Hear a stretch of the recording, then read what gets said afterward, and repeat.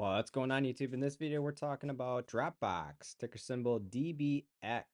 Year to date, this company's up 19% over the course of 1 year, 23% green. Dropbox provides a content collaboration platform worldwide. Its platform allows individuals, families, teams, and organizations to collaborate and sign up for free through its website or app, as well as upgrade to a paid subscription plan for premium features. So we're going to go through Dropbox's financials. We got our revenue, gross profit, and net income on this chart right here. We can see all three trending higher. Very good. Net income positive as of really just recently, but not just a little positive, but exploding higher, which is really good to see. Gross margin, look at that. That's nice. All the way up to like 80%, 81%. Net margin, you can tell, is starting to trend higher. It is heading in the right direction at 21.6%. Pretty good there. Revenue versus gross profit year over year change.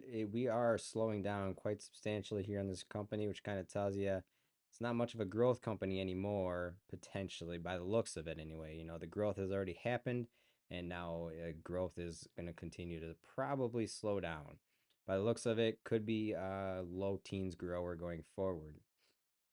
Return on invested capital sitting very good at 54%, 52% consistently up there.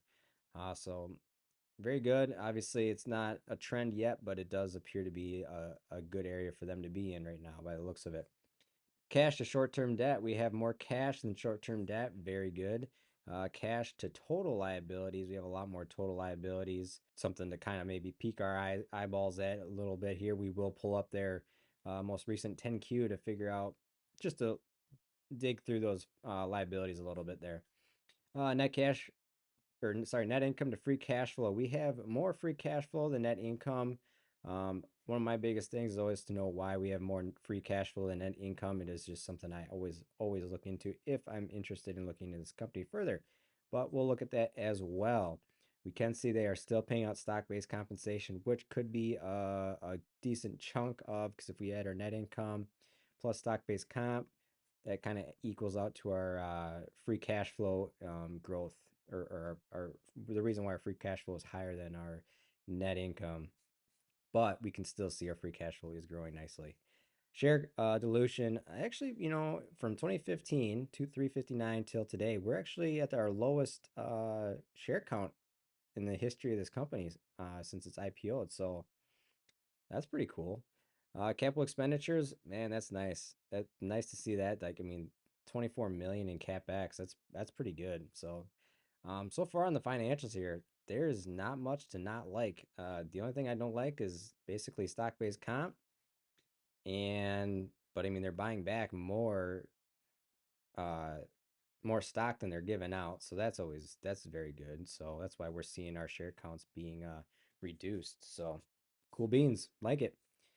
We have comps. We have Adobe and DocuSign. We will be posting a video on DocuSign as well, but I posted the one on Dropbox first, but we will go through Dropbox here real quick. We have 3 red flags. We already went over. The operating cash flow is more than our net income. Return on equity is negative. Return on invested capital currently is sitting at 4.8%. These numbers come from a different source, so this particular source is telling us right now that it's sitting at 4.8, even though over here we're seeing it sitting at about 50%. So I'm going to go with this one. It seems more correct than 5% right now. So overall, I'm not concerned about those two. I'm not too concerned about that. I think we already know why that is, but we'll figure out for sure. Market cap, well, obviously we have Adobe, which is a different animal compared to these other two companies. So obviously Adobe takes the cake on the market cap and the revenue there, but we can come over here, revenues, gross profit, income.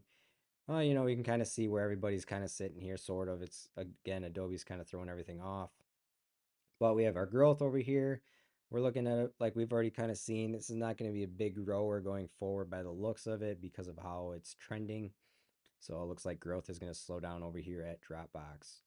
But our gross margin, very good. Our operating margin is also very good, sitting at 20%. Profit margin, 21.61%. One thing I noticed here is I didn't know that profit margin was higher than our operating margin, operating income to net income. That's weird. They must have made money somewhere. Potentially they didn't pay any taxes. We'll look at that. We'll look at that too on the most recent 10Q to see if we can't figure out why our operating margin is higher than our profit margin. My guess right away is going to be something to do with taxes. So we'll look at that real quick too and figure out what that might be. Free cash flow 750. We can see that is heading very nicely in the upward direction on the free cash flow side of things on this company. So, and on top of it, our stock-based comp is slowly, well, it's still kind of trending higher overall, but if they can slow that down and still continue to grow their free cash flow, that'll be good to see. Return on invested capital. Really, I'm surprised it's better than Adobe, but obviously it could be 5%, but based on history, this is probably closer to that 50% mark like it is. PE, we are sitting at a positive PE, sitting around 18.69 times earnings, so not too bad. Calculators, we have Peter Lynch valuation on Dropbox. See, this source also is telling us 54%. So we've got Peter Lynch fair value, $26.18 per share. Multiples comparison, because DocuSign is currently negative EPS, we don't really have a good multiples comparison. I'll get rid of DocuSign. Adobe is going to place us at $83.24 for our only real comparison. There's probably a couple other comparisons we could put out there. I think Microsoft's got something else out there that you can do some e-signing with. But again, Microsoft compared to Dropbox is just too, in my opinion, it's just not a good comparison, even though they do similar stuff. But that's only a small portion of what Microsoft does, So, manual PE. We have our market cap. We're going to minus off our cash, add back in our debt, divide that by cash from operations, gives us 14.8 years. That's really good. Anything under 20 is always a good valuation on a company. Price the book, 5-year edge is sitting at -9. We're currently -22, mostly because we have more liabilities than debt. PEG ratio, overvalued on the PEG, but also what we've just gone through is that the growth over in this company is slowing down. So I don't think it's going to be much of a grower going forward.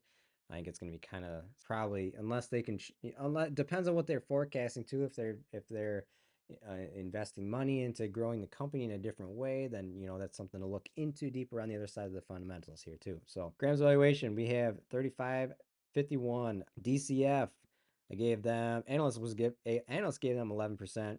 I matched what analysts said. Their average growth rate is 20.8%. That gives them a discounted cash flow price per share of $83.65. Pretty good. All right, I changed a couple numbers there, but down here at Rule 72, we have 3 different sources for an EPS growth rate for an average growth rate of 13.21. 13.21 goes into 72, 5.45 times, and that goes into 10 years, 1.83 times. So we get to double our current EPS just shy of 2 times. So I'm going to give them a 7 for future EPS. Gives us a fair value of $46.23 per share, $32.36, 30% margin safety. Over here, we have our valuations for fair market value on Dropbox. Currently, Dropbox is trading at $26.91 per share. We get a fair market value of $54.97, which is kind of surprising. We have a 30% margin of safety of $38.48 per share and analyst price target of $29.14. So we're double what the analyst price target is almost. So no real reason why. I mean, we went through all the valuations. Everything kind of checks off. The only thing kind of telling us that it might be fairly valued as the Peter Lynch valuation, but everybody else, all the other valuation methods that we've done, it's kind of telling us that it's relatively fairly valued. So I feel comfortable with our price analysis on this company at $54, basically $55 a share, and your 30% margin safety is $38.48. So not too bad. I am good with that. So let's take a look at the 10 key real quick. I want to go over the assets here. We want to know why our debt is so high, and we can see right here we have basically $730 million in unearned services, basically unearned revenue. So basically, I always like to deduct that out of liabilities, because that's, to me, it's just, you just have to provide the service. It's not a debt. You don't have to pay that back, right? You should, in theory, earn that in the future as long as nothing happens to the company. So that would then put them at $440 million in short-term debt.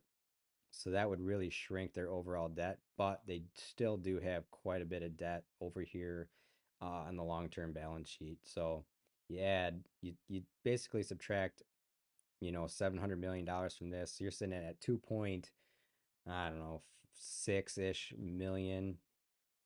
So, or billion, sorry, $2.6 billion over here on the total liabilities. So basically that would tell us that our total assets, we have more total assets than long-term or total liabilities. So that would change their price to book ratio a little bit. But still, we have $1.2 billion in cash, and if we deduct 700 million from our $1.17 billion in short-term debt, that gives us 440 million in short-term debt. So we've got plenty of cash to cover our short-term debt. So all good things there. Now let's take a look at our revenue, because the one thing that we saw was our operating income was higher than our net income. So we have total income before taxes. Well, I don't really see a clear explanation as to why our net income percentage is higher than our operating income, because our operating income is sitting at 140.6 and our net income was 112, and same thing with the prior year was 172 and 141.7. So not real sure, not a clear answer. It's not a big percentage difference. The only thing I can really think of is maybe they had some sort of tax benefits in the prior years, because when we look at their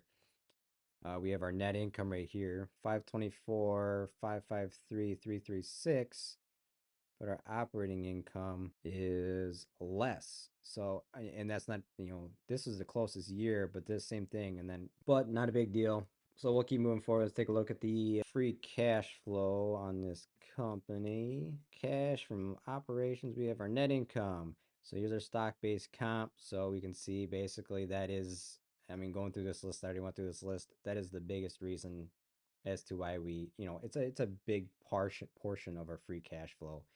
So basically 50% of it is from stock-based compensation. And we take our 327 and a half right here, which is our cash from operations, minus our CapEx, which is only 4.9 million, which is incredible. And then we get 3.226 million free cash flow minus stock-based comps. That leaves them still with a positive free cash flow of $151 million. So pretty good. Nothing to complain about other than just too much stock-based compensation in my opinion still. If they can get rid of that, that'd be great. So on here in the stock chart on Dropbox here, there's kind of a lot of lines to draw. Honestly, it's kind of, I would kind of consider this a bit of a messy chart. Um, we've kind of got a little bit of a downtrend here. We're making lower highs. We made a higher high, lower low, lower high, higher low, but another lower high. If I was to guess, price action on this company a little tough. I like the financials. I think the fact that analysts have a price target of $28, $29 per share in this company is probably going to hold this down. But I think this thing definitely has potential to at least retest $33, $34 per share. We got a price target well above where it's ever been for this company. I just think it's going to be the growth that's just going to keep this company just unattractive to most investors. Overall, when we look at our financials, there's just not a lot to, in my opinion, to complain about. I think it's a pretty well-ran company, low capex, free cash flow positive, growing net income, growing operating income, all, revenues are growing, everything's growing, so it's good. But it does appear to be like things are slowing down at the company in terms of growth. So that's probably going to be a bit of a headwind for this company in the future, because once we get back into a buying economy or a buying frenzy on the stock exchange, we're probably Dropbox might get left behind, because it's going to be one of those that's like, people are going to invest into the good companies first, and then they're going to try and find value elsewhere once those good companies are overvalued.